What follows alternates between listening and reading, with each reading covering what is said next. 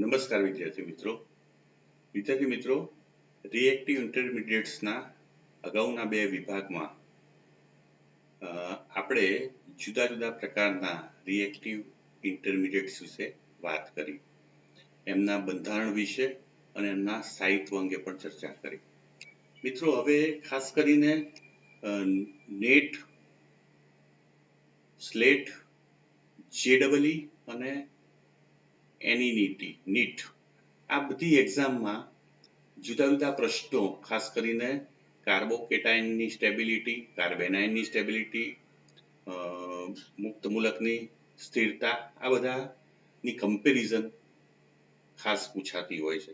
તો મિત્રો, આપણે આજે આ ભાગની અંદર કાર્બોકેટાઇનની સ્ટેબિલિટી વિશે માહિતી મેળવીશું અને જુદા જુદા જે પ્રશ્નો પૂછાય છે એની ચર્ચા પણ કરીશું. મિત્રો, સૌપ્રથમ આપણે સૌ જાણીએ છીએ એમ કે કાર્બોકેટાઇન જે છે મિત્રો, એ એની સ્ટેબિલિટી જે છે, કારણ કે કાર્બન ઉપર પોઝિટિવ ચાર્જ હોય છે અને આ પોઝિટિવ ચાર્જ ઘટાડે એવા કોઈ પણ પરિબળો જે છે એ કાર્બોકેટાઇનની સ્થિરતામાં વધારો કરે છે. મિત્રો, સૌથી મોસ્ટ આઈએમપી જે પાર્ટ જે છે એ મિત્રો આલ્ફા ઇફેક્ટ છે, જેને બેક બોન્ડિંગ સ્ટેબિલિટી તરીકે પણ ઓળખવામાં આવે. તો આ આલ્ફા ઇફેક્ટ શું છે એની વાત કરીએ. મિત્રો, જ્યારે દાખલા તરીકે અહીંયા કાર્બોકેટાઇન છે, એના ઉપર પોઝિટિવ ચાર્જ કાર્બન ઉપર છે અને પડોશમાં આવો એ પ્રકારનો કોઈ પણ હીટ્રો એટમ્સ હોય મિત્રો, જ્યાં એ છે હીટ્રો એટમ્સ છે, એટલે કે નાઇટ્રોજન, ઓક્સિજન આવા પરમાણુઓ હોય કે જેની પાસે લોન પેર ઇલેક્ટ્રોન છે, તો એ બેક બોન્ડિંગ કરે છે મિત્રો. અને આ કાર્બનની જે કાર્બોકેટાઇનની ખાલી પી કક્ષક જે છે એમાં એ બેક ડોનેશન કરે છે અને બેક બોન્ડિંગ તરીકે ઓળખવામાં આવે છે. અને તમે જોઈ શકો છો કે આને કારણે મિત્રો જે કાર્બન ને એ વચ્ચે આ બંધ ડબલ બોન્ડ સર્જાય છે અને એ ઉપર પોઝિટિવ ચાર્જ આવે છે, જ્યારે કાર્બન જે છે એ ચાર્જ વગરનો થાય છે. એટલે આ બેક બોન્ડિંગ, જેને આલ્ફા ઇફેક્ટ તરીકે પણ ઓળખવામાં આવે છે, એને કારણે કાર્બન જે કાર્બોકેટાઇનનો કાર્બન છે જેના ઉપર પોઝિટિવ ચાર્જ છે એ વીજભાર વિહીન બને છે અને પરિણામે એનો ચાર્જ જે છે એ ઘટે છે. તો મેં અગાઉ જ વાત કરી કે સૌથી વધુ જો ચાર્જ કોઈમાં ઘટતો હોય તો એ આલ્ફા ઇફેક્ટ અથવા તો બેક બોન્ડિંગને કારણે છે. મિત્રો, આ માટેની શરત શું છે કે જે કાર્બન ઉપર પોઝિટિવ ચાર્જ હોય એની બિલકુલ બાજુમાં વિષમ પરમાણુ હોવો જોઈએ કે જેની પાસે ઇલેક્ટ્રોન હોય. દાખલા તરીકે અહીંયા CH2OH મિત્રો આપેલું છે, તો CH2OH માં O નું જે ઇલેક્ટ્રોન જે છે એ બેક બોન્ડિંગ થાય છે. તો ખાલી કાર્બનની પી કક્ષકમાં થવાથી આપણને CH2OH+ સંસ્પર્ધક સૂત્ર મળે છે અને જેમાં કાર્બન પરનો વીજભાર જે છે એ જતો રહે છે. તો આમ મિત્રો, બેક બોન્ડિંગ એ સૌથી વધુ સ્થાયિત્વ આપતું કાર્બોકેટાઇનને પરિબળ છે.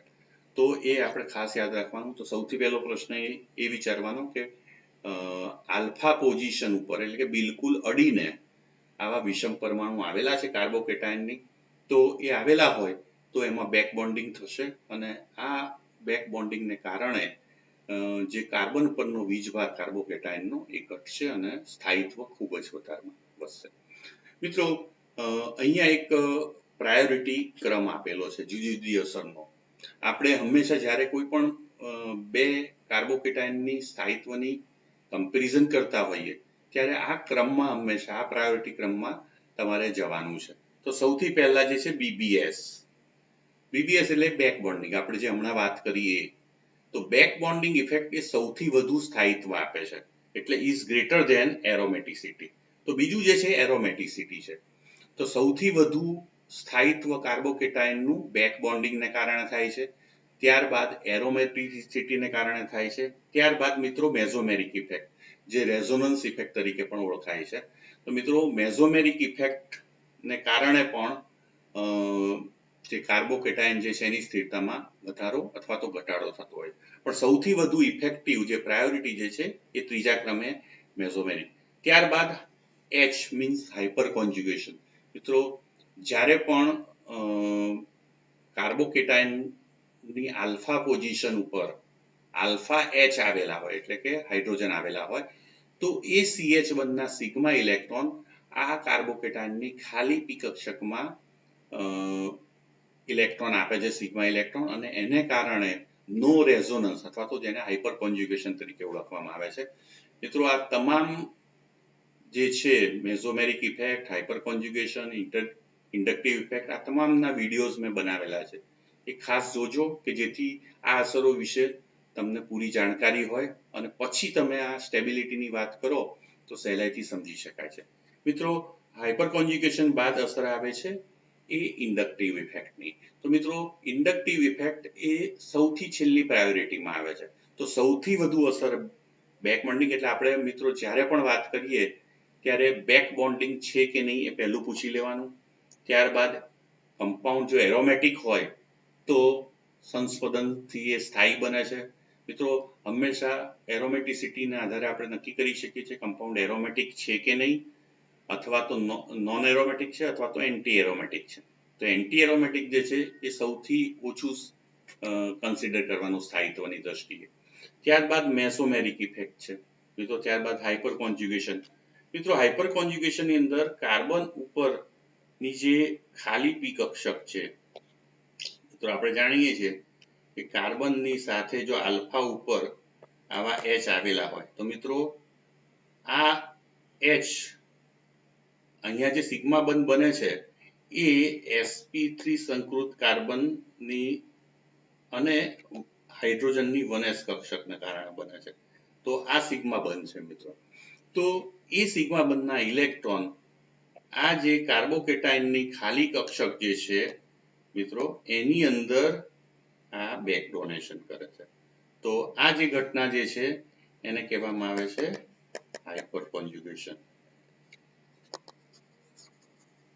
તો હાઇપર કોન્જ્યુગેશન જેમ વધુ આલ્ફા H ની સંખ્યા જેમ વધારે હોય એમ હાઇપર કોન્જ્યુગેશનનું પ્રમાણ વધુ થાય છે અને એ સ્થિરતામાં વધારો કરે છે. હવે મિત્રો ત્રીજો મુદ્દો આપણે લઈએ તો ત્રીજા મુદ્દાની અંદર તમે જુઓ છો કે સ્ટેબિલિટી ઓફ કાર્બોકેટાયન એ શાના સમપ્રમાણમાં છે મિત્રો? તો કે પ્લસ મેઝોમેરિક ઇફેક્ટ અથવા તો plus H effect hyper conjugation અથવા તો પ્લસ I ઇફેક્ટ એના સમપ્રમાણમાં. મિત્રો પ્લસ I અસર જે આ બધી છે, પ્લસ I હોય કે પ્લસ એ ઇલેક્ટ્રોન પૂરક અસર છે, એટલે કે સિસ્ટમને ઇલેક્ટ્રોન આપે છે. એટલે કાર્બોકેટાયનને ઇલેક્ટ્રોન મળતા એની જરૂરિયાત સંતોષાય, એના ચાર્જમાં ઘટાડો થાય છે. એટલે આ બધી જ અસરો એ કાર્બોકેટાયનની સ્ટેબિલિટીમાં વધારો કરે છે, એટલે એના સમપ્રમાણમાં હોય છે. જ્યારે મિત્રો -M, -H ને -I અસર જે છે એ સિસ્ટમમાંથી ઇલેક્ટ્રોન વિથડ્રો કરે છે અને પરિણામે કાર્બોકેટાયનના પોઝિટિવ ચાર્જમાં વધારો કરે છે અને પરિણામે કાર્બોકેટાયનની સ્ટેબિલિટી જે છે એ ઘટે છે. તો આમ મિત્રો કાર્બોકેટાયનની સ્ટેબિલિટી જે છે એ વખતે આ ત્રીજો મુદ્દો પણ ખાસ યાદ રાખવાનો. તો એક પ્રાયોરિટી ક્રમ BBS, aromaticity, mesomeric effect, hyperconjugation અને ઇન્ડક્ટિવ ઇફેક્ટ, આ ક્રમમાં હંમેશા આપણે ધ્યાન રાખવાનું છે. તો પ્રાયોરિટી ક્રમ અને +M, +I અને +H ઇફેક્ટ એ સમપ્રમાણમાં હોય છે, જ્યારે માઇનસ ઇફેક્ટ જે છે બધી વ્યસ્ત પ્રમાણમાં હોય છે સ્ટેબિલિટીના. મિત્રો હાઇબ્રિડાઇઝેશન એક અગત્યનો મુદ્દો છે, એને પણ આપણે ધ્યાનમાં લઈશું અહીંયા. તો હાઇબ્રિડાઇઝેશન બિલકુલ અલગ મુદ્દો છે. મિત્રો જ્યારે પણ દાખલા તરીકે અહીંયા તમે જોઈ શકો છો કે CH3CH2Cl, તો એમાંથી Cl દૂર થાય છે. અહીંયા આજે આ કાર્બન જે છે એ sp3 સંકૃત કાર્બન છે.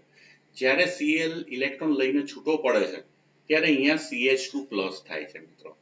તો CH2+ થવાને કારણે જે એ કાર્બન જે છે એ sp3 સંકૃત કાર્બનમાંથી આ કાર્બોકેટાયન ઉત્પન્ન થયો છે. એવી જ રીતે મિત્રો જ્યારે અહીંયા પણ આ Cl હોય ધારો કે અને એ દૂર થયો હોય તો એને કારણે આ કાર્બોકેટાઇન આપણને મળતો હોય છે મિત્રો. તો અહીંયા આ જે છે એ sp2 હાઇબ્રિડાઇઝ કાર્બન છે જેના ઉપર પોઝિટિવ ચાર્જ છે, જ્યારે અહીંયા આ કાર્બન જે છે એ sp હાઇબ્રિડાઇઝ કાર્બન છે મિત્રો. અગાઉ આપણે પાર્ટ 1 માં પણ વાત કરી હતી કાર્બોકેટાઇનના જે હાઇબ્રિડાઇઝેશન ઉપર છે કે જેમ s લક્ષણનું પ્રમાણ વધે છે તો તમે જો sp માં બે કક્ષકો છે અને બે કક્ષકોને કારણે મિત્રો જે પર્સન્ટેજ જે છે એ 50% છે, એક s ને એક p, તેમાં s કેરેક્ટરનું પ્રમાણ 50% છે મિત્રો. અહીંયા sp2 હાઇબ્રિડાઇઝ કક્ષક હોય ત્યારે એક s અને બે p એમ કુલ 3 કક્ષકો છે, એ પૈકીની એક s કક્ષક છે એટલે 33.33% જેટલું s કેરેક્ટરનું પ્રમાણ છે, જ્યારે sp3 હાઇબ્રિડાઇઝ કક્ષકની અંદર 4 કક્ષકો કુલ છે, એક s અને 3 p, એટલે કે s કેરેક્ટરનું પ્રમાણ જે છે એમાં 25% જેટલું હોય છે મિત્રો. તો જમણી તરફ sp થી sp2 થી sp3 તરફ જઈએ એમ મિત્રો જે s લક્ષણ જે છે એ ઓછું થતું જાય છે. હવે ઇલેક્ટ્રોનેગેટિવિટી જે છે એ આ s કેરેક્ટરના સમપ્રમાણમાં હોય છે, એટલે સૌથી વધુ ઇલેક્ટ્રોનેગેટિવ જે છે એ sc આ જે sp સંકૃત કાર્બન જે છે એ છે, અને જેમ ઇલેક્ટ્રોનેગેટિવિટી હાયર એમ સ્ટેબિલિટી જે છે એ ઘટે. તો આમ સૌથી ઓછું જો s કેરેક્ટર હોય તો એ sp થી સંકૃત કાર્બન ઉપર છે અને પરિણામે એની સ્ટેબિલિટી જે છે એ સૌથી વધુ હશે. તો મિત્રો અહીં આપણે કહી શકીએ કે આમાં s કેરેક્ટર સૌથી ઓછું છે. s કેરેક્ટર સૌથી ઓછું છે એટલે ઇલેક્ટ્રોનેગેટિવિટી જે છે એ પણ ઓછી છે, અને ઇલેક્ટ્રોનેગેટિવિટી ઓછી તો સ્ટેબિલિટી હાયર. એવી રીતે જે sp2 હાઇબ્રિડાઇઝ કાર્બન જે છે એના કરતા s કેરેક્ટરનું પ્રમાણ વધે છે, જેને કારણે ઇલેક્ટ્રોનેગેટિવિટી પણ વધે છે, અને ઇલેક્ટ્રોનેગેટિવિટી વધવાથી જે સ્ટેબિલિટી જે છે એ ડિક્રીઝ થાય છે. જ્યારે sp સંકૃત કાર્બન જે છે એ કાર્બોકેટાઇન એમાં 50% એટલે કે સૌથી વધુ s કેરેક્ટર છે અને એ સૌથી વધુ ઇલેક્ટ્રોનેગેટિવિટી ધરાવે છે, અને ખૂબ જ ઇલેક્ટ્રોનેગેટિવિટી ધરાવતો હોવાથી સ્ટેબિલિટી પણ સૌથી ઓછી થાય છે. તો આમ આ જે હાઇબ્રિડાઇઝેશનના આધારે આપણે s કેરેક્ટર એનો નક્કી કરવાનો અને એના આધારે આપણે સ્ટેબિલિટી જે છે નો ક્રમ એ કોઈ પણ કાર્બોકેટાઇનમાં નક્કી કરે. તો હાઇબ્રિડાઇઝેશન છે કે નહીં એ જોઈ લેવાનું ખાસ. જો sp થી સંકૃત કાર્બન હોય તો અગાઉ જે આપણે વાત કરેલી એના મુજબ એ પ્રાયોરિટી ક્રમ મુજબ આપણે ચાલવાનું. જો એમાં sp ને sp2 હાઇબ્રિડાઇઝ કાર્બન પણ હોય તો એને જુદી રીતે આપણે હાઇબ્રિડાઇઝેશનના કોન્સેપ્ટથી સ્ટેબિલિટી નક્કી કરવાની છે. હવે મિત્રો આપણે જુદા જુદા ઉદાહરણો લઈ અને આ સ્ટેબિલિટી જે છે એ નક્કી કરવા પ્રયત્ન કરીશું. મિત્રો અહીંયા a b અને c એમ 3 જે છે એ કમ્પાઉન્ડ એટલે કાર્બોકેટાઇન આપેલા છે.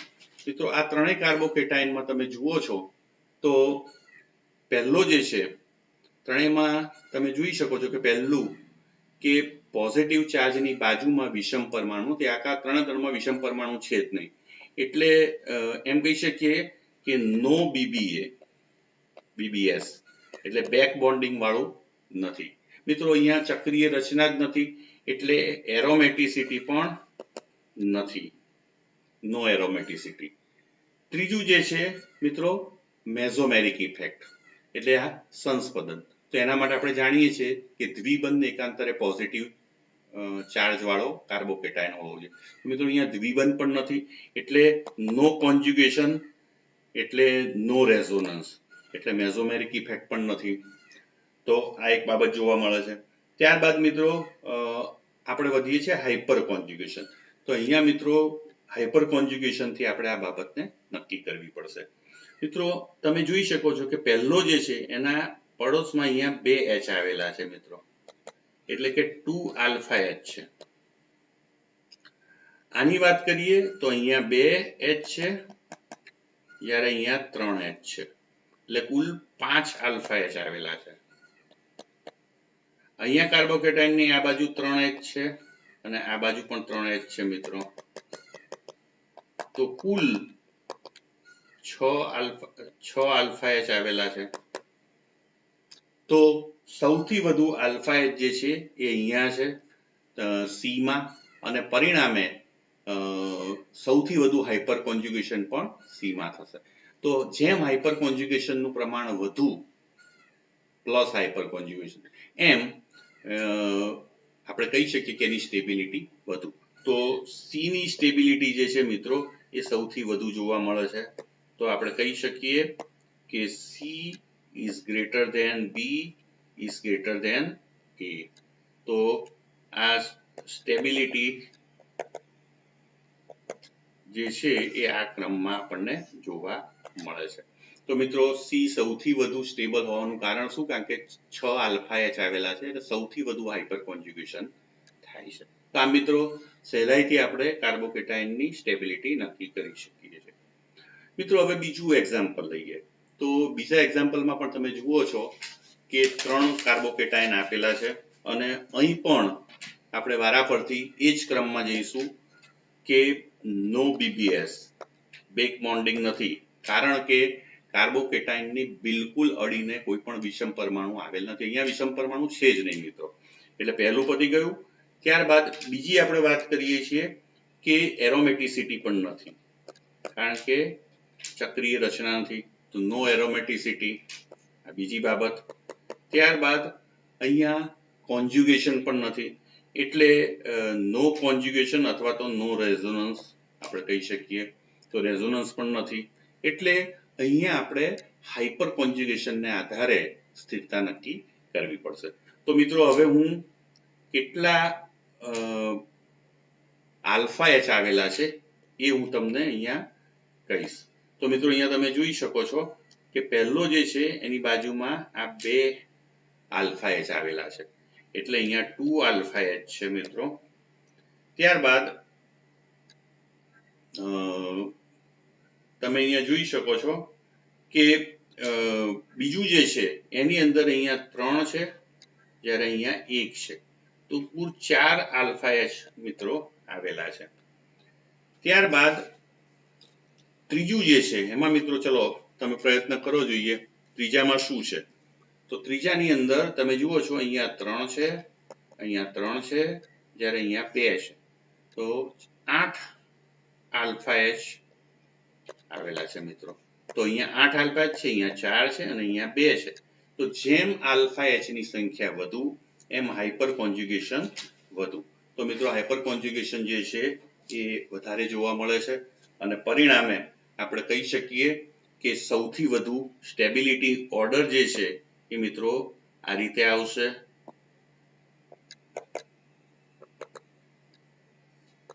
સ્ટેબિલિટી સૌથી વધુ સી, જ્યાં હાઇપર કોન્જ્યુગેશન વધુ છે, 8 આલ્ફા H છે. ત્યારબાદ બી કે જેમાં 4 આલ્ફા H છે, ત્યારબાદ ઈ કે જેમાં 2 આલ્ફા H છે. તો સ્ટેબિલિટી ઓર્ડર જે છે એ આ પ્રકારે મિત્રો નક્કી થાય. મિત્રો નેક્સ્ટ ઉદાહરણ જોઈએ આપણે. તો અહીંયા ABC મિત્રો 3 આપેલા છે. અહીં પણ તમે જોઈ શકો છો કે પહેલું નો બેક બોન્ડિંગ, નો BBS. કેમ? કારણ કે વિષમ પરમાણુ જ નથી કે કાર્બોકેટાઇનમાં. ત્યારબાદ નો એરોમેટિસિટી. કેમ?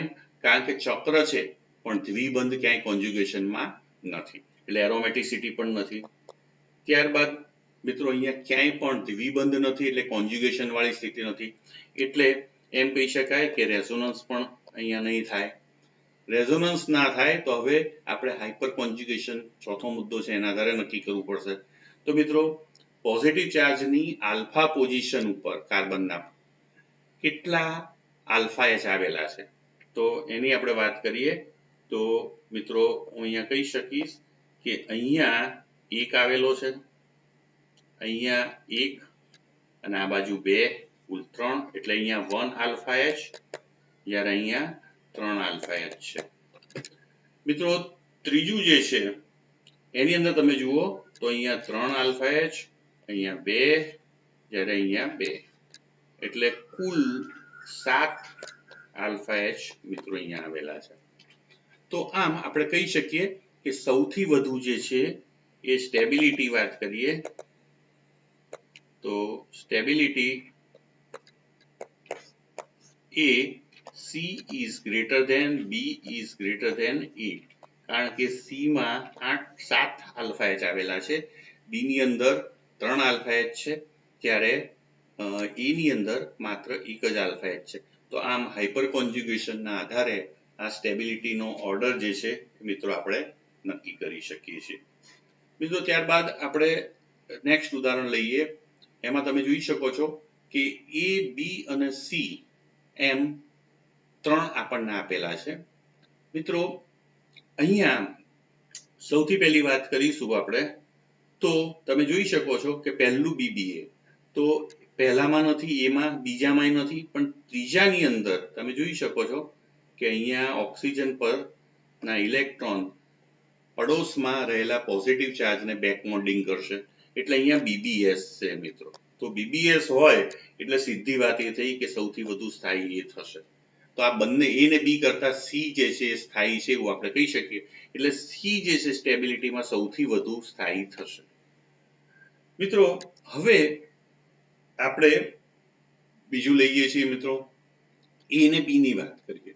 એ ને બી ની અંદર બેક બોન્ડિંગ નથી થતું, પણ અહીંયા એરોમેટિસિટી પણ નથી, એટલે અહીંયા નો એરોમેટિસિટી અને નો બેક બોન્ડિંગ આ બે છે. હવે ત્રીજી વાત કરીએ આપણે તો અહીંયા દ્વિબંધ કોન્જ્યુગેશન અવસ્થામાં પણ નથી, જેથી નો રેઝોનન્સ એટલે રેઝોનન્સ પણ નથી. તો આમ મિત્રો 3 ના હોવાને કારણે હવે આપણે હાઇપર કોન્જ્યુગેશનના આધારે વસ્તુ નક્કી કરવી પડશે. તો હાઇપર કોન્જ્યુગેશનમાં તમે જોઈ શકો છો તો કાર્બોકેટાયનની પડોશમાં તો અહીંયા 2 અને અહીંયા 2 એમ કુલ 4 આલ્ફા એચ આવેલા છે, જ્યારે અહીંયા 2 અને અહીંયા 2 એમ કુલ અહીં પણ 4 આલ્ફા એચ આવેલા છે. તો મિત્રો આનો અર્થ એવો થયો કે હાઇપર કોન્જ્યુગેશનની દ્રષ્ટિએ પણ આ બંનેની સ્ટેબિલિટી સરખી છે. તો હવે અહીંયા હાઇપર કોન્જ્યુગેશન પણ ચાલતું નથી. તો મિત્રો એના પછીનો મુદ્દો લઈએ છીએ, એ ઇન્ડક્ટિવ ઇફેક્ટ છે. તો આપણે જાણીએ છીએ કે ઓક્સિજન જે છે એ માઇનસ આઈ અસર ધરાવે છે, એટલે કે માઇનસ આઈ ઇન્ડક્ટિવ ઇફેક્ટ ધરાવે છે. તો ઓક્સિજન જે છે એ એની અંદર પોઝિટિવ ચાર્જથી નજીક છે. તમે જુઓ છો એ મેટા પોઝિશનમાં છે અહીંયા, જ્યારે અહીંયા પેરા પોઝિશનમાં એટલે કે દૂર છે. તો આમ અહીંયા ઇન્ડક્ટિવ માઇનસ આઈ અસર જે છે એ નજીક છે, જ્યારે અહીંયા માઇનસ આઈ અસર કેવી છે? દૂર છે. હવે મિત્રો આપણે જાણીએ છીએ કે માઇનસ આઈ અસર એ કાર્બોકેટાયન ને અસ્થાયી બનાવે છે, અને અસ્થાયી બનાવતો હોય તો અહીંયા એની ઇફેક્ટ વધુ છે, એટલે નજીક હોવાને કારણે. તો માઇનસ આઈ અસર ધરાવતો ઓક્સિજન કાર્બોકેટાયનની નજીક હોવાથી એની ઇફેક્ટ વધુ થાય છે, અને એ કેવું બને છે? અસ્થાયી. જ્યારે અહીંયા દૂર છે માઇનસ આઈ વાળો ઓક્સિજન, અને પરિણામે કેવું છે? સ્થાયી. તો આમ માઇનસ આઈ અસરને કારણે આપણે કહી શકીએ કે B is more stable than A. તો આમ સી સૌથી વધુ સ્ટેબલ છે બેક બોન્ડિંગને કારણે, આ બેક બોન્ડિંગને કારણે, જ્યારે આ માઇનસ આઈ અસર જે છે એ નજીક છે, જ્યારે આ માઇનસ આઈ અસર દૂર છે. તો આમ મિત્રો આપણે સ્ટેબિલિટી નક્કી કરી શકીએ છીએ. સ્ટેબિલિટીનો ક્રમ C is greater than B is greater than A થશે. તો આમ આપણે આનો નક્કી કરી શકીએ. મિત્રો હવે આપણે પાંચમું ઉદાહરણ લઈએ છીએ, CF3 અને CCl3. આ બંને કાર્બોકેટાયન છે. મિત્રો આપણે સૌ જાણીએ છીએ કે ફ્લોરિન જે છે આ બંનેમાં તમે જુઓ છો CF F અને F. તો મિત્રો આપણે જાણીએ છીએ કે ફ્લોરિન પાસે અબંધકારક ઇલેક્ટ્રોન યુગ્મ છે એટલે એ બેક બોન્ડિંગમાં આપે છે. મિત્રો સેમ એ જ રીતે Cl પાસે પણ અબંધકારક ઇલેક્ટ્રોન યુગ્મ છે, એ પણ બેક બોન્ડિંગને કારણે આ કાર્બનની પી કક્ષકમાં આવે છે. એટલે બંનેમાં બેક બોન્ડિંગ સ્ટેબિલિટી જોવા મળે છે. મિત્રો ફ્લોરિન જે છે એમાં અને કાર્બન, તો કાર્બન જે છે એની વિદ્યુત ઊર્જા જે છે મિત્રો એ ફ્લોરિન જે છે એમાં કાર્બનની 2s કક્ષક 2p કક્ષક છે, જ્યારે ફ્લોરિનમાં પણ 2p કક્ષકમાં જ આ ઇલેક્ટ્રોન રહેલા છે. જ્યારે અહીંયા કાર્બનની 2p કક્ષકમાં છે, જ્યારે ક્લોરિન જે છે એની 3p કક્ષકમાં ઇલેક્ટ્રોન રહેલા છે. તો મિત્રો સેમ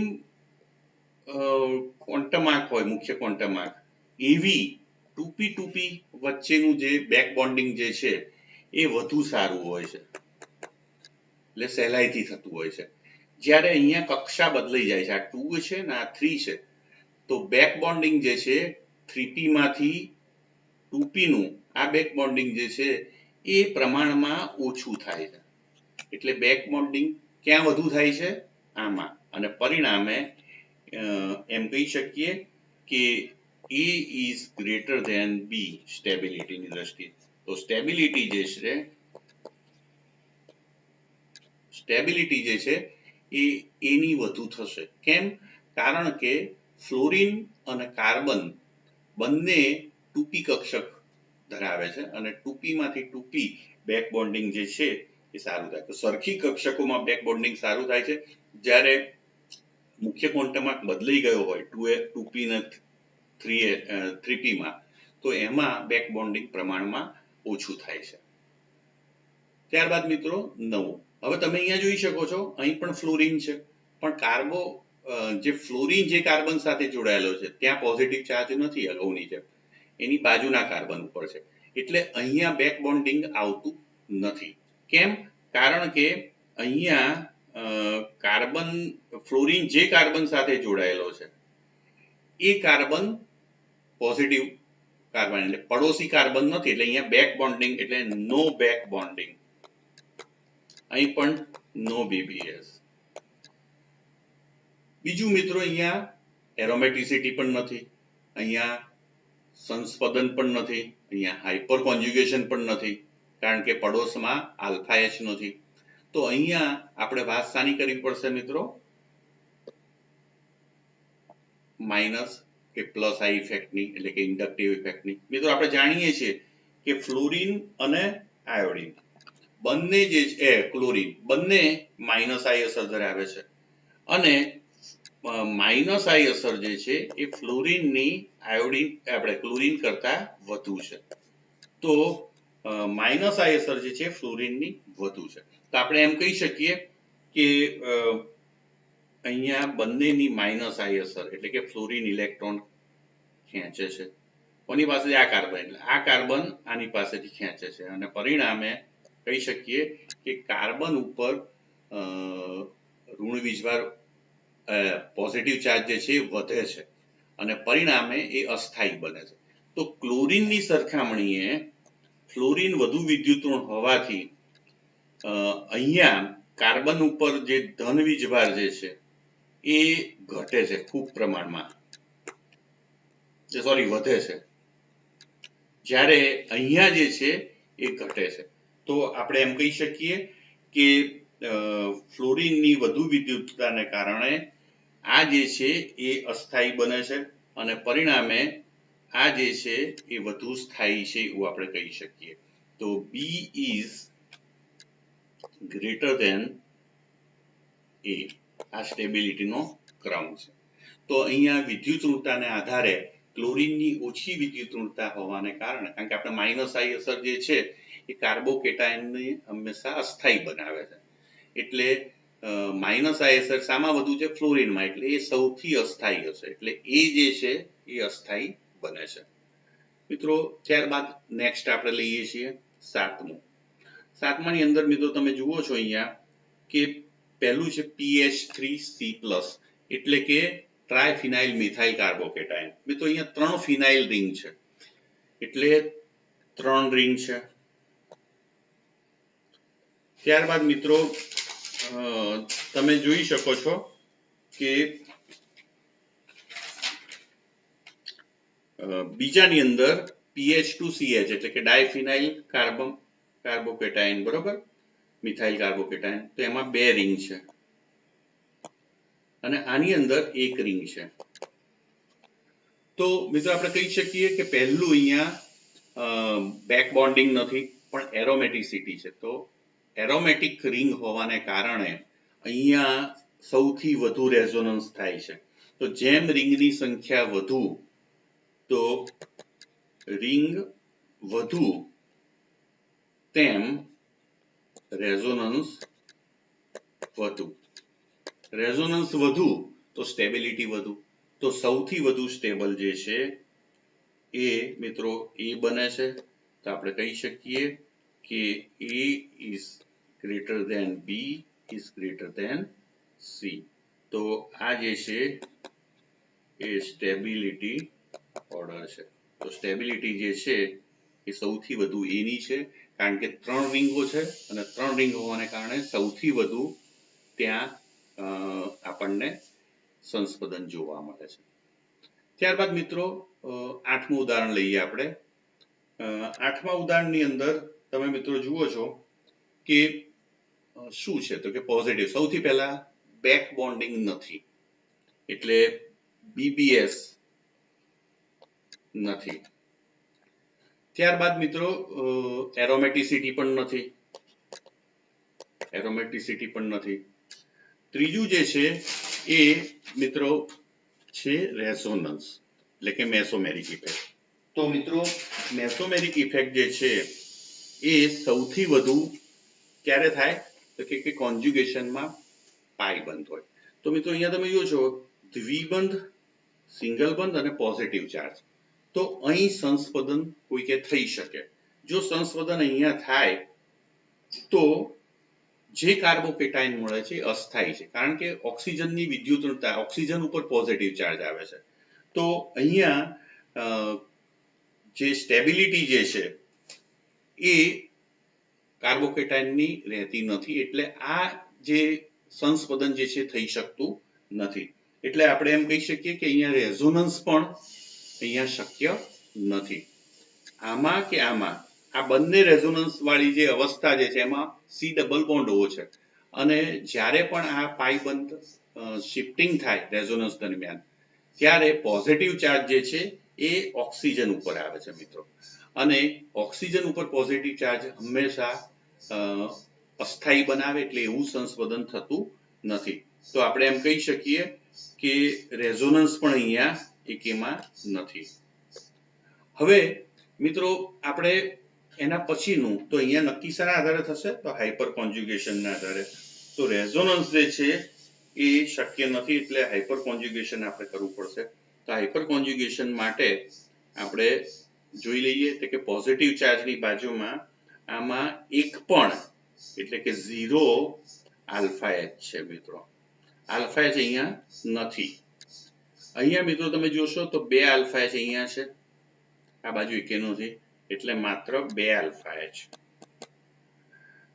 ત્યારબાદ અહીંયા વાત કરીએ તો અહીંયા 3 અને અહીંયા 2 એમ કુલ 5 આલ્ફા H છે મિત્રો. તો અહીંયા 2 આલ્ફા H, અહીંયા 0, અહીંયા 2 અને અહીંયા 5 એટલે સૌથી વધુ જે છે એ સ્ટેબિલિટી જે છે એ C ની થશે કારણ કે 5 આલ્ફા H છે. સૌથી વધુ હાઇપર કોન્જ્યુગેશન, ત્યારબાદ B અને ત્યારબાદ E. તો આ મિત્રો સ્ટેબિલિટી જે છે એ આ ક્રમમાં તમને જોવા મળશે. તો અહીંયા મેઇન મુદ્દો જે છે એ હાઇપર કોન્જ્યુગેશનને કારણે થાય છે મિત્રો. ત્યારબાદ આપણે આ જોઈએ. હવે તમે અહીંયા જોઈ શકો છો કે ચક્રીય રચના છે અને રેઝોનન્સ પણ છે મિત્રો. એકેમાં પણ વિષમ પરમાણુ નથી એટલે એમ કહી શકીએ કે નો BBS. હવે બીજો નંબર આવે છે એરોમેટિસિટી. તો અહીંયા એક રિંગ છે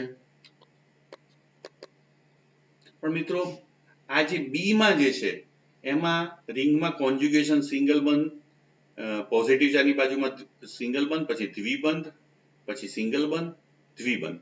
તો આને કહેવામાં આવે છે કોન્જ્યુગેશન છે. તો બે કોન્જ્યુગેશન છે, અહીંયા બે દ્વિબંધ છે કોન્જ્યુગેશનમાં, જ્યારે અહીંયા પોઝિટિવ ચાર્જમાં એક જ કોન્જ્યુગેશન છે. તો મિત્રો અહીંયા પણ રેઝોનન્સ થશે સૌથી વધુ એરોમેટિસિટીને કારણે, અહીંયા પણ રેઝોનન્સ થશે અને અહીં પણ રેઝોનન્સ થશે. તો સૌથી વધુ રેઝોનન્સ એ એમાં થશે, એટલે સૌથી વધુ સ્થાયિત્વ એનું આવશે. ત્યારબાદ બે કોન્જ્યુગેશન હોવાને કારણે બી નું થશે, એટલે બી એના કરતા થોડો ઓછો સ્થાયી, જ્યારે એક કોન્જ્યુગેશન ધરાવતો સી જે છે એ સૌથી ઓછો સ્થાયી થશે. તો આમ મિત્રો સ્ટેબિલિટીનો જે ક્રમ છે એ A is greater than B is greater than C મળશે.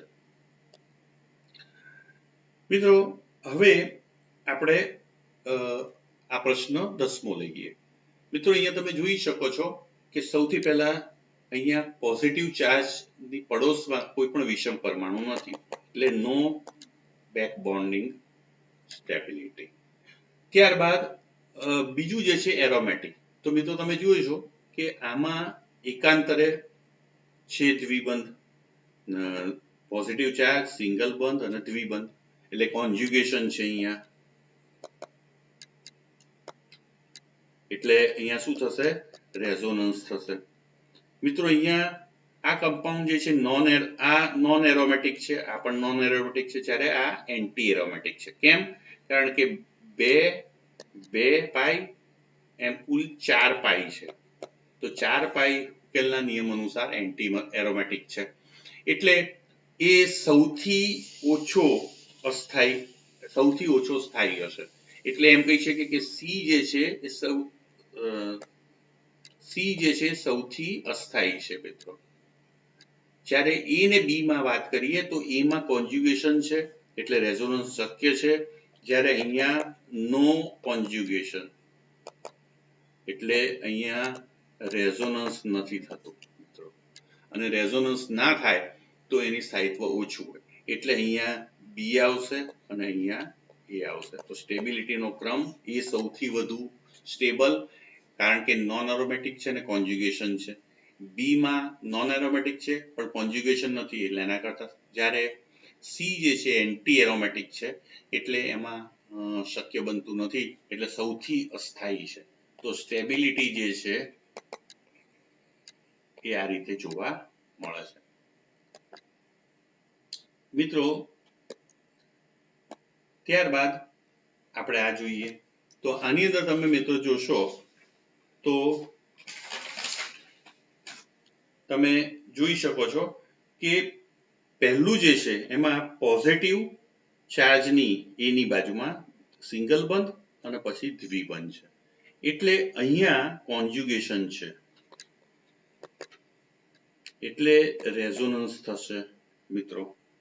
અહીંયા રેઝોનન્સ થશે. અહીં પણ તમે જોઈ શકો છો સિંગલ બંધ અને પછી દ્વિબંધ છે, એટલે અહીં પણ કોન્જ્યુગેશન છે, એટલે રેઝોનન્સ થશે મિત્રો. જ્યારે અહીંયા કોન્જ્યુગેશન નથી, એટલે નો રેઝોનન્સ. એટલે આપણે કહી શકીએ કે સૌથી અસ્થાયી જે છે મિત્રો એ સી છે. સૌથી અસ્થાયી જે છે એ સી છે, એટલે આપણે જો વાત કરીએ તો સી જે છે સૌથી અસ્થાયી છે. હવે એ ને બી માં આપણે નક્કી કરવાનું રહે કે એ બી માંથી કોણ વધુ સ્થાયી છે.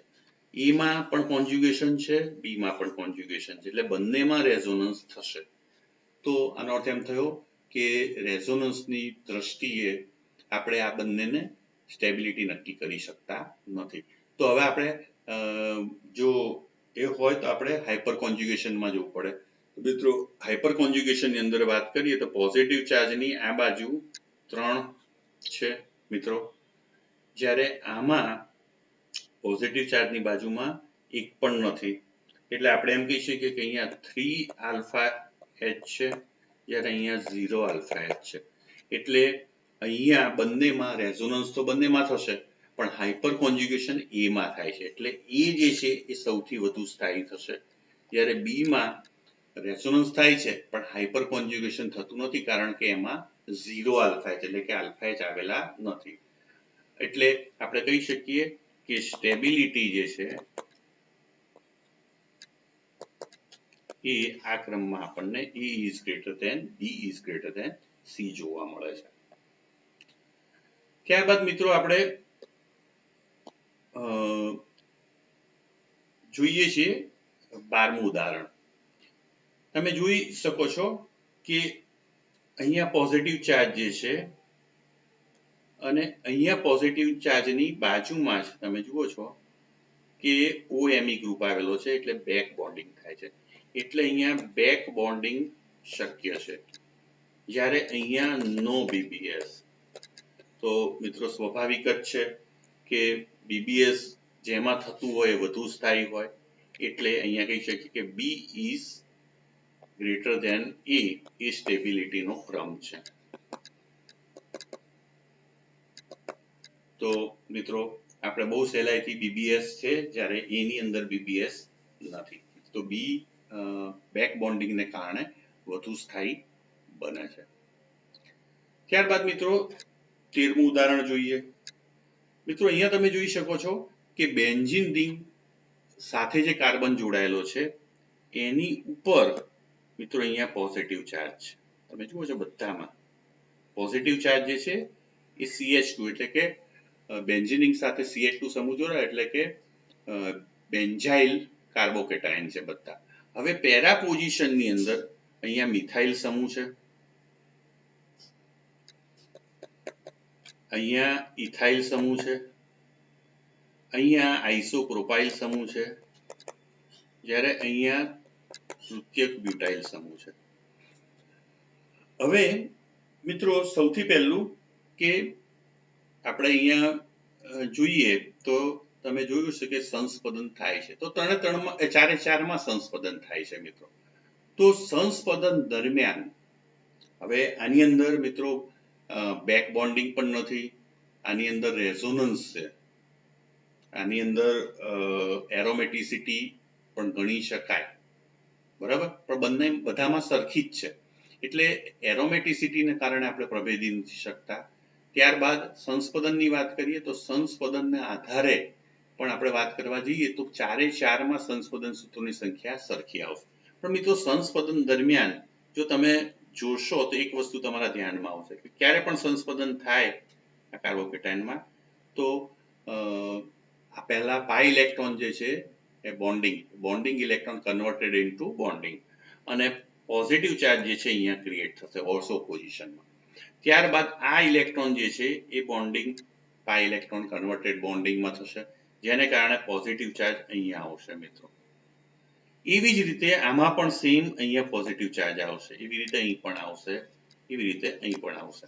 તો મિત્રો પોઝિટિવ ચાર્જ જે છે પેરા પોઝિશનમાં, બે ઓર્થોને પેરા પોઝિશનમાં હંમેશા સંસ્પદન દરમિયાન આવતો હોય છે. તો હવે ત્રીજો મુદ્દો જે છે આ જ્યારે આવે ત્યારે અહીંયા આવે છે હાઇપર કોન્જ્યુગેશન.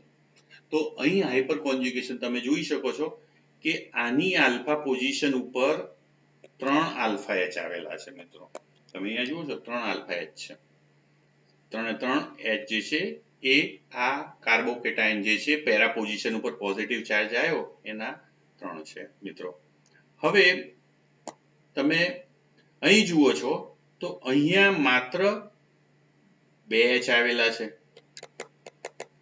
એટલે અહીંયા 2 આલ્ફા એચ છે, જ્યારે અહીંયા માત્ર એક જ એચ આવેલો છે, એટલે અહીંયા 1 આલ્ફા એચ છે, જ્યારે અહીંયા 0 આલ્ફા એચ છે મિત્રો. તો આનો અર્થ એમ થયો કે સૌથી વધુ હાઇપર કોન્જ્યુગેશન જે છે એ એમાં થશે, એટલે A is greater than B, કારણ કે એમાં 2 છે, એના કરતા ઓછા આમાં છે, અને સૌથી ઓછા એટલે કે છે જ નહીં આલ્ફા કાર્બન, એટલે સૌથી એટલે C અને D. તો મિત્રો અહીંયા આ સ્ટેબિલિટીનો ક્રમ જે છે એ આ રીતે જોવા મળે છે. તો સ્ટેબિલિટી જે છે એ સૌથી વધુ A માં જોવા મળે.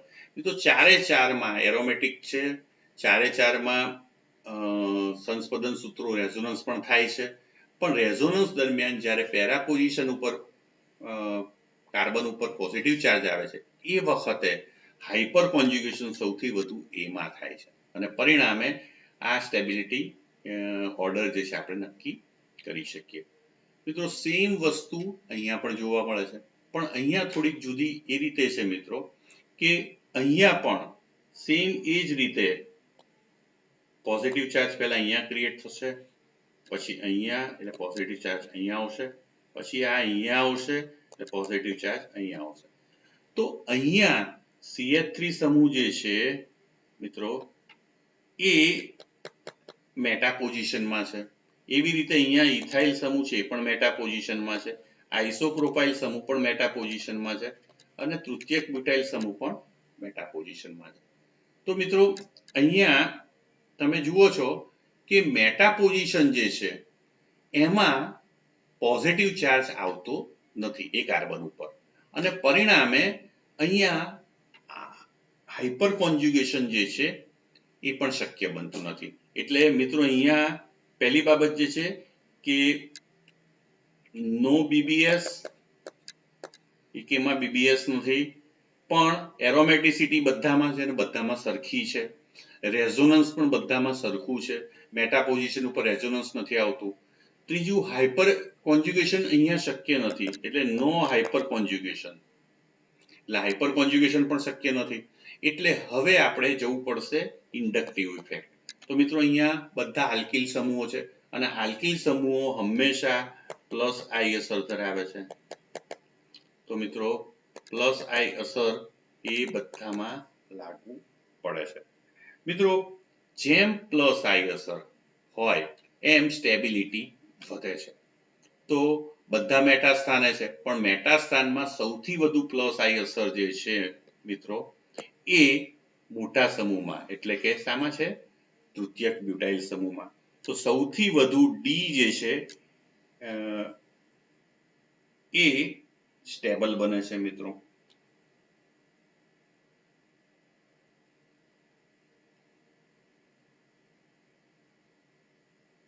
એટલે ડી જે છે એની સૌથી વધુ પ્લસ આઈ અસર છે. પ્લસ આઈ અસર જે છે હંમેશા કાર્બોકેટાયનને સ્થાયી બનાવે છે અને પરિણામે ડી સૌથી વધુ સ્થાયી બને છે, કારણ કે જેમ પ્લસ આઈ અસર વધુ ઇલેક્ટ્રોન પૂરક અસર એમ એ કાર્બોકેટાયનને વધુ સ્થાયી બનાવે છે. ત્યારબાદ સી આવશે, કારણ કે એની પ્લસ આઈ અસર ઓછી છે મિત્રો આઇસોપ્રોપાઇલની. ત્યારબાદ ઇથાઇલની એના કરતાં પણ ઓછી છે અને ત્યારબાદ સૌથી ઓછી છે મિથાઇલની. તો આમ સ્ટેબિલિટી જે છે એ આપણને આ ક્રમમાં જોવા મળે છે. તો ડી જે છે એ સૌથી વધુ સ્ટેબલ છે. તો સ્ટેબિલિટી જે છે એ ડી ની સૌથી વધુ છે ડ્યુ ટુ પ્લસ. તો મિત્રો આમ જ્યારે પણ બોન્ડિંગ બેક બોન્ડિંગ ના લાગુ પડતું હોય, એરોમેટિસિટી ના લાગુ પડતી હોય, રેઝોનન્સ ના લાગુ પડતું હોય, હાઇપર કોન્જ્યુગેશન ના લાગુ પડતું હોય, ત્યારે ઇન્ડક્ટિવ ઇફેક્ટને પણ આપણે લાગુ પાડી શકીએ. તો આ એનું ઉત્તમ ઉદાહરણ હતું મિત્રો. ત્યારબાદ આપણે બીજું 15મું ઉદાહરણ લઈએ છીએ. મિત્રો 15મા ઉદાહરણની અંદર તમે જુઓ છો કે NO2 ગ્રુપ છે જુદી જુદી પોઝિશન ઉપર છે. તો અહીંયા જે છે એ ઓર્થો પોઝિશન ઉપર છે NO2 ગ્રુપ, અહીંયા મેટા પોઝિશન ઉપર છે, અહીંયા પેરા પોઝિશન ઉપર છે અને અહીંયા ગ્રુપ છે જ નહીં. તો હવે મિત્રો સૌથી પહેલા અહીં એક બાબત ખાસ અગત્યની છે કે અહીં પોઝિટિવ ચાર્જ ધરાવતો કાર્બન જે છે એ રિંગનો ભાગ છે, એટલે કે રિંગના કાર્બન ઉપર પોઝિટિવ ચાર્જ છે. મિત્રો અહીંયા તમે જોઈ શકો છો કે પોઝિટિવ ચાર્જ જો રિંગની ઉપર હોય આવી રીતે બાજુના કાર્બન ઉપર, રિંગના કાર્બન ઉપર ના હોય, અગાઉના ઉદાહરણોમાં આપણે જોયું એ પ્રમાણે, તો જ અહીંયા એરોમેટિસિટી અને સંસ્પદન આ બધું લાગુ પાડવાનું. પણ જ્યારે આ વસ્તુ ખાસ ધ્યાન રાખજો મિત્રો, જ્યારે પણ પોઝિટિવ ચાર્જ ધરાવતો રિંગનો કાર્બન હોય એરોમેટિક રિંગનો, ત્યારે બેન્ઝીનિંગમાં જ્યારે પણ 6 બેન્ઝીનિંગના કાર્બન પૈકીનો એક પોઝિટિવ ચાર્જ ધરાવતો હોય ત્યારે બીજું કશું જ જોવાનું નહીં, માત્ર ને માત્ર આપણે શાનું ધ્યાન રાખવાનું, આઈ અસર, એટલે ઇન્ડક્ટિવ ઇફેક્ટને હંમેશા એને ધ્યાનમાં લેવાની. તો મિત્રો અહીંયા આપણે ખાસ ધ્યાન રાખીશું કે ઇન્ડક્ટિવ ઇફેક્ટ એ ઉપયોગમાં લેવાની છે. તો હવે ઇન્ડક્ટિવ ઇફેક્ટ અહીંયા કેવી છે એનો આપણે વાત કરીએ. તો મિત્રો NO2 સમૂહ જે છે એ માઇનસ આઈ અસર ધરાવે છે. મિત્રો આપણે જાણીએ છીએ જો NO2 સમૂહ ઓર્થો પોઝિશનમાં અહીંયા મેટા માઇનસ આઈ અસર, જ્યારે અહીંયા પેરામાં માઇનસ આઈ અસર ધરાવે છે. જ્યારે અહીંયા કોઈ ઇફેક્ટ નથી, નો આઈ અસર, બરાબર. તો હવે આનો અર્થ એમ થયો કે મિત્રો માઇનસ આઈ અસર છે. માઇનસ આઈ અસર એ શું કરે છે, હંમેશા સ્ટેબિલિટીમાં મિત્રો ઘટાડો કરે છે. આપણે અગાઉ જ વાત કરી છે કે પ્લસ આઈ અસર બધી છે, પ્લસ એમ હોય, પ્લસ આઈ હોય કે હાઇપર કોન્જ્યુગેશન પ્લસ ઇફેક્ટ હોય, તો એ હંમેશા ઇલેક્ટ્રોન પૂરક અસર છે. એટલે કાર્બોકેટાયનના ચાર્જમાં ઘટાડો કરે છે અને સ્ટેબિલિટી વધારે છે. પણ માઇનસ આઈ અસર એ હંમેશા સિસ્ટમમાંથી ઇલેક્ટ્રોન ખેંચે છે, વિથડ્રો કરે છે અને એના વીજભારમાં વધારો કરે છે પોઝિટિવ ચાર્જ, એટલે એને અસ્થાયી બનાવે.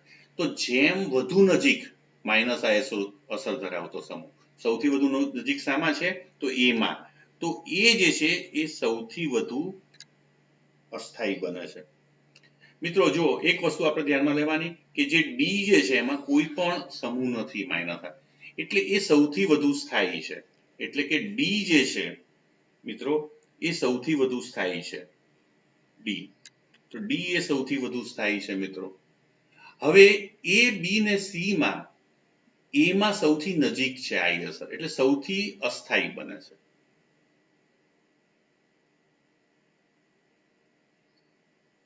એટલે મિત્રો એમ કહી શકીએ કે સૌથી જે છે એ સૌથી અસ્થાયી છે મિત્રો. તો એ સૌથી અસ્થાયી થશે. ત્યારબાદ બી માં NO2 સમૂહ મેટા પોઝિશનમાં છે, એટલે એ એની અસર માઇનસ અસર એના કરતા એ કરતા ઓછી, એટલે થોડોક એ વધુ સ્થાયી બનશે, એટલે અહીંયા બી આવશે અને ત્યારબાદ અહીંયા એ આવશે. તો આમ મિત્રો આપણે કહી શકીએ ડી સૌથી વધુ સ્થાયી છે, ત્યારબાદ સોરી અહીંયા સી લેવાનો હતો, અહીંયા સી લઈ લઈએ, અહીંયા મિત્રો સી આવશે. તો ત્યારબાદ સી આવે છે કારણ કે આઈ અસર સૌથી વધુ દૂર છે પેરા પોઝિશનમાં, ત્યારબાદ મેટા પોઝિશન હોય એવો બી આવશે અને પછી સૌથી અસ્થાયી સૌથી નજીક આઈ અસર ધરાવતો ઓર્થો પોઝિશન ઉપર એ થશે. તો આમ સ્ટેબિલિટી ઓર્ડર જે છે એ મિત્રો આ પ્રમાણે આવશે.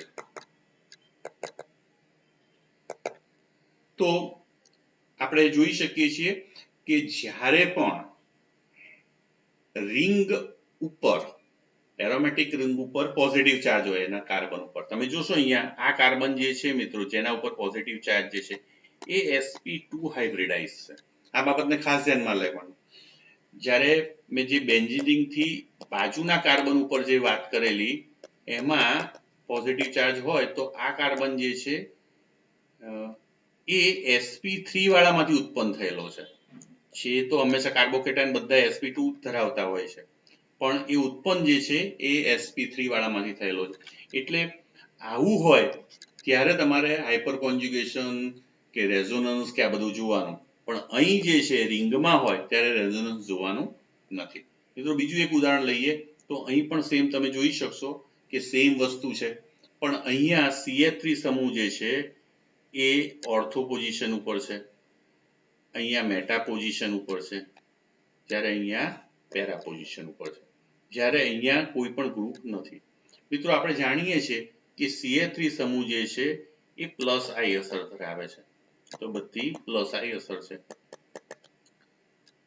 અહીંયા કોઈ અસર છે નહીં ડીમાં. તો મિત્રો એમ કહી શકીએ કે પ્લસ આઈ અસર જેમ હોય એમ એ વધુ સ્થાયી બને કાર્બોકેટાયન. તો આમાં કોઈ પણ નથી ડી ની અંદર ગ્રુપ, જ્યારે એ બી ને સી ત્રણેયમાં મિથાઇલ સમૂહ લાગે છે એટલે એને કારણે એ વધુ સ્થાયી બને છે. એટલે ડી જે છે એ સૌથી અસ્થાયી છે એવું આપણે કહી શકીએ. તો ડી જે છે એ મિત્રો સૌથી અસ્થાયી છે. તો ડી આપણે છેલ્લે અહીંયા લખીએ. તો મિત્રો ડી જે છે અસ્થાયી હોવાથી આપણે એને અહીંયા લખ્યો. હવે એ બી સી એ માંથી કોણ વધુ સ્થાયી છે? તો મિત્રો સૌથી વધુ નજીક જેમ પ્લસ આઈ અસર હોય, પ્લસ આઈ અસર એ હંમેશા સ્થિરતામાં વધારો કરે છે. એટલે નજીક જેમ હોય ઓર્થો પોઝિશન એ સૌથી નજીક છે, ત્યારબાદ મેટા અને ત્યારબાદ પેરા. તો આ એ જે છે એ સૌથી વધુ સ્થાયી બને છે, ત્યારબાદ બી આવે છે અને ત્યારબાદ સી આવે છે. તો એ બી સી ની અંદર એ સૌથી વધુ સ્થાયી છે કારણ કે ઓર્થો પોઝિશન સૌથી નજીકની પોઝિશન ઉપર પ્લસ આઈ અસર ધરાવતો CH3 સમૂહ છે. જ્યારે બી માં મેટા પોઝિશનમાં સહેજ દૂર છે, જ્યારે સી માં પેરા પોઝિશનમાં સૌથી દૂર છે એટલે અસ્થાયી. જ્યારે ડી જે છે એ સૌથી ઓછો સ્થાયી છે કારણ કે એમાં CH3 સમૂહ જ નથી. તો CH3 સમૂહ હંમેશા સ્ટેબિલિટીમાં વધારો કરે છે. એટલે એબીસી માં CH3 સમૂહ હોવાથી ડી કરતા એ વધુ સ્થાયી છે. જ્યારે એબીસી માં એમાં સૌથી નજીક આઈ સમૂહ ધરાવતો CH3 હોવાથી ઓર્થો પોઝિશન ઉપર એ સ્થાયી બને છે, ત્યારબાદ બી અને પછી સી. તો આમ મિત્રો સ્ટેબિલિટીનો ક્રમ જે છે એ આ રીતે આપણે નક્કી કરી શકીએ છીએ. મિત્રો ત્યારબાદ જે છે એ નીચે તમે જોઈ શકો છો 17મું ઉદાહરણ છે. એમાં બે કમ્પાઉન્ડ આપેલા છે. એકમાં પોઝિટિવ ચાર્જ ધરાવતો આપેલો છે. તો મિત્રો તમે અહીંયા જોઈ શકો છો કે અહીંયા આ બેક બોન્ડિંગ છે. એટલે અહીંયા આપણે એમ કહી શકીએ કે BBS છે. જ્યારે અહીં તમને એવું લાગે કે નો BBS. કેમ? કારણ કે અહીંયા એની બાજુમાં કોઈ પણ નથી પોઝિટિવ ચાર્જ. એટલે એ રીતે જોવા જઈએ તો બી જે છે B is greater than A. A stable વધુ હોવો જોઈએ, આવું થવું જોઈએ. પણ મિત્રો અહીંયા કંઈક જુદી વાત છે, તો એ વાતને આપણે સમજવા પ્રયત્ન કરીશું. મિત્રો શું થાય છે? તો મિત્રો અહીંયા આપણે જાણીએ છીએ કે રેઝોનન્સ થાય છે એ ની અંદર. તો રેઝોનન્સ થાય છે એટલે શું થાય છે રેઝોનન્સ દરમિયાન? તો કે આ જે છે અહીંયા શિફ્ટ થાય છે અને પરિણામે અહીંયા દ્વિબંધ, સિંગલ બંધ, ઓક્સિજન અને તો અહીંયા જે છે એ પોઝિટિવ ચાર્જ આવ્યો મિત્રો. તો હવે મિત્રો તમે જોઈ શકો છો કે આ રેઝોનેટિંગ સ્ટ્રક્ચરની અંદર આ બેક બોન્ડિંગ શક્ય બને છે અને આ બેક બોન્ડિંગ જે છે એ અહીંયા આવે છે.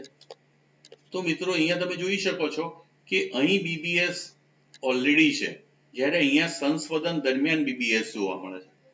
હવે અહીંયા શું થાય છે તો કે સંસ્વદન દરમિયાન આ ઇલેક્ટ્રોન અહીંયા શિફ્ટ થાય છે મિત્રો, અને સાથે સાથે જ આ ઇલેક્ટ્રોન બેક બોન્ડિંગ થી અહીંયા શિફ્ટ થાય છે.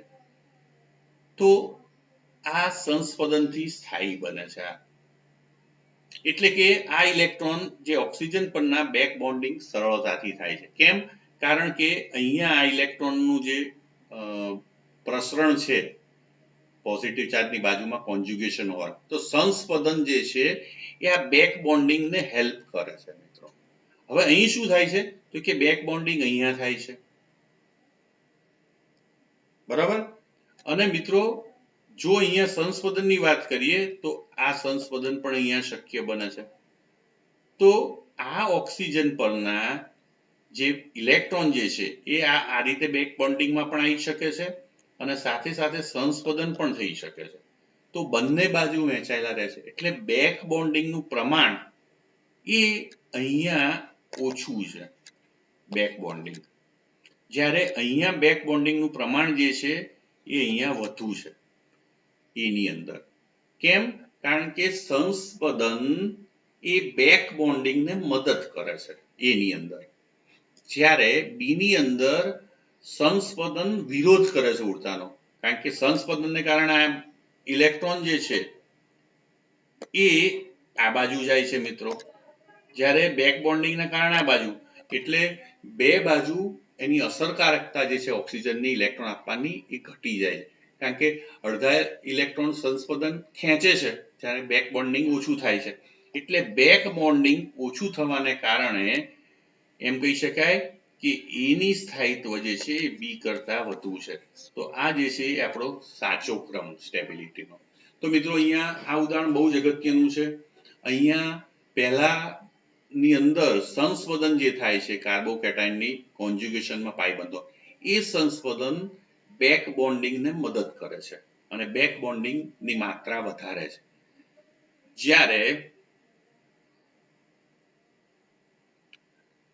જ્યારે આની અંદર બીજાની અંદર બેક બોન્ડિંગ જે છે એ પણ થાય છે જ્યારે સંસ્વદન પાઈ ઇલેક્ટ્રોન કોન્જ્યુગેશન હોવાથી ઓક્સિજનને ત્યાં પણ સંસ્વદન શક્ય છે અને એ સંસ્વદન આ બેક બોન્ડિંગની માત્રા ઘટાડે છે. તો આ મિત્રો અહીંયા એમાં બેક બોન્ડિંગ વધુ હોવાથી એ વધુ સ્થાયી બને છે. હવે મિત્રો આપણે 18મું ઉદાહરણ જોઈએ. મિત્રો 18મા ઉદાહરણમાં તમે જુઓ છો કે બેક બોન્ડિંગ જે છે એ મિત્રો અહીંયા થાય છે. એટલે અહીંયા BBS શક્ય છે, જ્યારે અહીંયા નો BBS. તો BBS શક્ય હોય એ વધુ સ્થાયી થાય, એટલે આપણે કહીએ કે A is greater than B. 19મું ઉદાહરણ આપણે લઈએ મિત્રો. તો કેવી રીતે અહીંયા આ વસ્તુ જોઈએ છે. તો 19માની અંદર તમે જોઈ શકો છો કે પોઝિટિવ ચાર્જ ની બિલકુલ બાજુમાં નાઇટ્રોજન છે, એટલે અહીંયા આ BBA શક્ય છે. જ્યારે અહીંયા પણ બાજુમાં છે એટલે BBA શક્ય છે. તો બંને જગ્યાએ બેક બોન્ડિંગ થાય છે મિત્રો. પણ આ બંને બેક બોન્ડિંગ પૈકી આ નાઇટ્રોજન પરનું બેક બોન્ડિંગ અહીંયા જે છે એની અંદર એ બેક બોન્ડિંગ જે છે એ વધુ માત્રામાં થાય છે અથવા તો સહેલાઈથી થાય છે. જ્યારે અહીંયા બેક બોન્ડિંગ છે એ પ્રમાણમાં અઘરું છે. કેમ અઘરું છે? કારણ કે નાઇટ્રોજન કરતા ઓક્સિજનની વિદ્યુત ઋણતા વધુ છે. એટલે ઓક્સિજન ઇલેક્ટ્રોનને વધુ આકર્ષી રાખે છે, સહેલાઈથી છોડતું નથી. જ્યારે નાઇટ્રોજન છે સહેલાઈથી ઇલેક્ટ્રોનને છોડે છે, કારણ કે એની વિદ્યુત ઋણતા ઓછી છે. અને પરિણામે નાઇટ્રોજન દ્વારા થતું બેક બોન્ડિંગ એ ઓક્સિજન દ્વારા થતા બેક બોન્ડિંગ કરતા વધુ સરળતાથી થાય છે. એટલે એની અંદર જે બેક બોન્ડિંગ થાય છે નાઇટ્રોજન દ્વારા થાય છે, જ્યારે બીની અંદર બેક બોન્ડિંગ જે છે એ ઓક્સિજન દ્વારા થાય છે. અને પરિણામે એમાં બેક બોન્ડિંગ વધુ હોવાથી આપણે કહી શકીએ કે એ જે છે is greater than B સ્ટેબિલિટીની દ્રષ્ટિએ વાત કરીએ તો સ્ટેબિલિટી એની બી કરતા વધારે છે. એમ થવાનું કારણ શું? એમાં બેક બોન્ડિંગ વધુ થાય છે. બેક બોન્ડિંગ કેમ વધુ થાય છે? કારણ કે ત્યાં બેક બોન્ડિંગ નાઇટ્રોજન કરે છે, જ્યારે એની અંદર બેક બોન્ડિંગ ઓક્સિજન કરે છે. તો ઓક્સિજનની વિદ્યુતતા વધુ હોવાથી એનું બેક બોન્ડિંગનું પ્રમાણ નાઇટ્રોજનની સરખામણીમાં ઓછું હોય છે અને આમ એની સ્ટેબિલિટી બેક બોન્ડિંગ વધુ થવાને કારણે વધે. તો આમ બેક બોન્ડિંગના પ્રમાણને આધારે આપણે આ બંનેને ડિસ્ટ્રીબ્યુટ કરી શકીએ છીએ. મિત્રો હવે આપણે જોઈ શકો છો કે CH3+, CD3+ અને CT3 એટલે કે હાઇડ્રોજન, ડ્યુટેરિયમ અને ટ્રિટિયમ, આ ત્રણની આપણે કમ્પેરિઝન કરીએ છીએ. મિત્રો હવે અહીંયા તો ડાયરેક્ટ કાર્બોકેટાયન સાથે તમે જુઓ છો H જોડાયેલો છે, પ્લસ અહીંયા શું જોડાયેલું છે? D જોડાયેલા છે, જ્યારે અહીંયા ટ્રિટિયમ જોડાયેલા છે. મિત્રો અહીંયા તમે જુઓ છો કે પ્લસ આઈ અસર હંમેશા જોવા મળે છે. તો પ્લસ આઈ અસર જે છે આપણે પ્લસ આઈ અસર એ સૌથી વધુ ટ્રિટિયમની છે, ત્યારબાદ ડ્યુટેરિયમની છે અને ત્યારબાદ હાઇડ્રોજનની છે. તો ટ્રિટિયમ જે છે સૌથી વધુ પ્લસ આઈ અસર ધરાવે છે. એટલે પ્લસ આઈ અસર ધરાવે એટલે ઇલેક્ટ્રોન આપે. આપણે જાણીએ છીએ કાર્બન જે છે ઇલેક્ટ્રોન ડેફિશિયન્ટ છે, એટલે સૌથી વધુ સ્થાયી જે છે એ ટ્રિટિયમ વાળો બનશે. કારણ કે ત્યાં પ્લસ આઈ અસર વધુ છે. મિત્રો ડ્યુટેરિયમ જે છે એ પણ પ્લસ આઈ અસર ધરાવે છે, પણ ટ્રિટિયમ કરતા ઓછી છે, જ્યારે હાઇડ્રોજનમાં સૌથી ઓછી છે, અને પરિણામે સૌથી વધુ સ્થાયિત્વ due to plus I effect એ સી નું વધુ હોય છે. એટલે C is greater than B is greater than A. આ સ્ટેબિલિટીનો ઓર્ડર હોવો જોઈએ. બરાબર. તો સ્ટેબિલિટી જે છે એ સૌથી વધુ CT3 ની છે, ટ્રિટિયમ વાળાની. હવે મિત્રો તમે સેમ એવું જ ઉદાહરણ અહીંયા છે.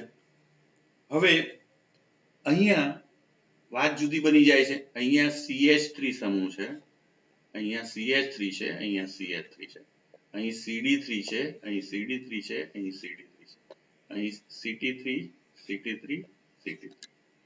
હવે મિત્રો અહીંયા ખાસ વાત એ ધ્યાનમાં રાખવાની છે કે અહીંયા પહેલું આપણે લઈએ છીએ કે અહીંયા બેક બોન્ડિંગ નથી, અહીંયા એરોમેટિસિટી નથી, અહીંયા રેઝોનન્સ નથી, તો અહીંયા હાઇપર કોન્જ્યુગેશન છે. તો હાઇપર કોન્જ્યુગેશનમાં અહીંયા 9 આલ્ફા H છે. એવી જ રીતે મિત્રો અહીંયા 9 આલ્ફા ડી છે.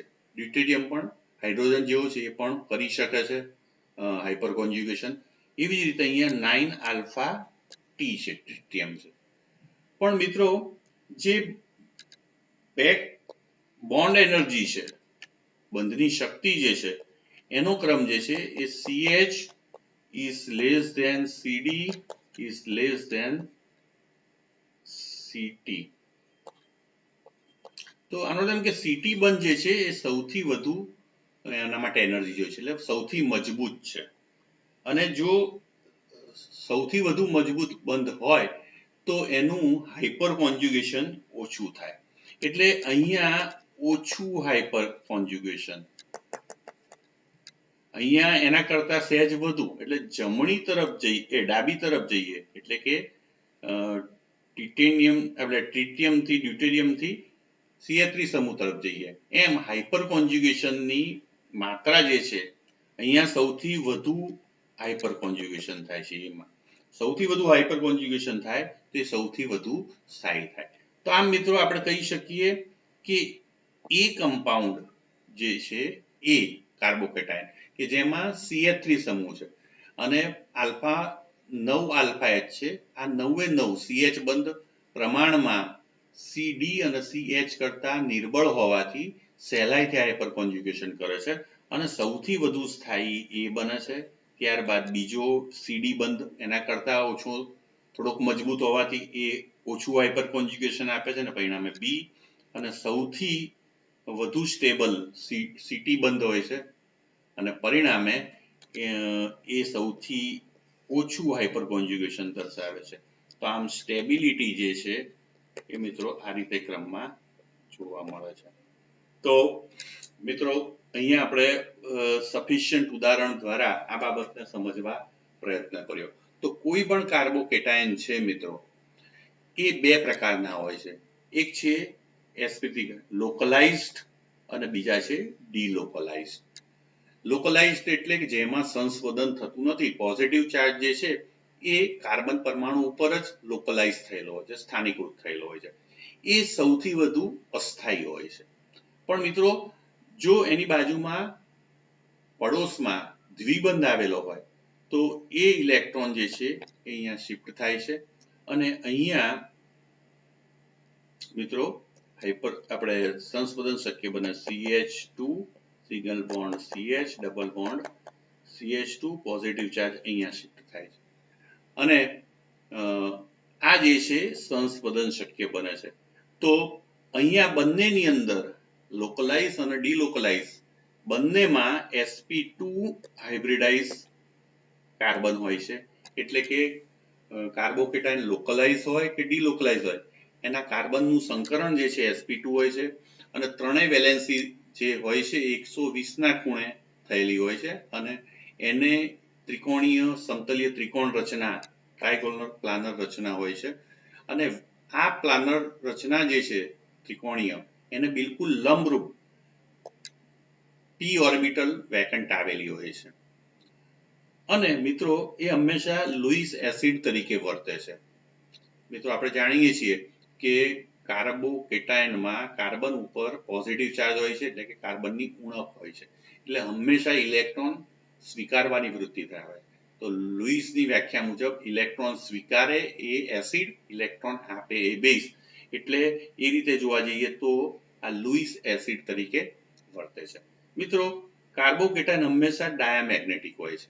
મિત્રો આપણે જાણીએ છીએ કાર્બોકેટાયનની અંદર 3 H આવેલા હોય છે અને આ CH બંધ જે છે એમાં 6 ઇલેક્ટ્રોન રહેલા હોય છે અને એ પેરિંગમાં હોય છે. મિત્રો જ્યારે આ ખાલી પી કક્ષકમાં પણ ઇલેક્ટ્રોન હોતો નથી અને પરિણામે 6 ઇલેક્ટ્રોન કાર્બોકેટાયનમાં 6 ઇલેક્ટ્રોન હોય છે. 6 ઇલેક્ટ્રોન કેવા હોય છે? પેર્ડ, એટલે કે યુગ્મિત હોય છે. અને યુગ્મિત ઇલેક્ટ્રોન હોય બધા જ, તો એમાં અયુગ્મિત ઇલેક્ટ્રોન ના હોય તો એવો કમ્પાઉન્ડ હંમેશા ડાયામેગ્નેટિક હોય છે. એની મેગ્નેટિક મુવમેન્ટ, કારણ કે sp2 સંકૃત કાર્બન છે અને 120 ના ખૂણે 3 ગ્રુપ જોડાયેલા છે, એટલે એની મેગ્નેટિક મુવમેન્ટ પણ 0 હોય છે. તો મેગ્નેટિક મુવમેન્ટ જે છે એ અયુગ્મિત ઇલેક્ટ્રોનની સંખ્યા ઉપર આધારિત હોય છે. તો અહીંયા n બરાબર 0 છે, તો n બરાબર 0 મૂકો તો અનપેર્ડ ઇલેક્ટ્રોન પ્રમાણે મેગ્નેટિક મુવમેન્ટ જે છે એ 0 થાય છે. તો આમ મિત્રો કાર્બોકેટાયન જે છે એની કોઈ પણ કાર્બોકેટાયન એનું સ્થાયિત્વ જો આપણે નક્કી કરવું હોય તો પેલો મેં જે તમને ક્રમ કીધો કે સૌથી પહેલું બેક બોન્ડિંગ સ્ટેબિલિટી, ત્યારબાદ એરોમેટિસિટી, ત્યારબાદ મેસોમેરિક ઇફેક્ટ, ત્યારબાદ હાઇપર કોન્જ્યુગેશન અને પછી માઇનસ આઈ અસર. પણ એ પહેલા મિત્રો મેં તમને વાત કરી એમ હાઇબ્રિડાઇઝેશનને પણ ધ્યાનમાં લઈ લેવાનું. તો મને વિશ્વાસ છે કે હવે કોઈ પણ કાર્બોકેટાયન તમને આપ્યા હોય તો તમે ઇઝીલી એમની સ્ટેબિલિટી જે છે કમ્પેર કરી શકશો અને એના ચડતા કે ઉતરતા ક્રમમાં તમે ગોઠવી શકશો. તો ફરી આપણે આવા જ કાર્બ એનાયનની સ્ટેબિલિટીના નવા લેક્ચર સાથે ફરીથી મળીશું. ત્યાં સુધી રજા આપશો. નમસ્કાર.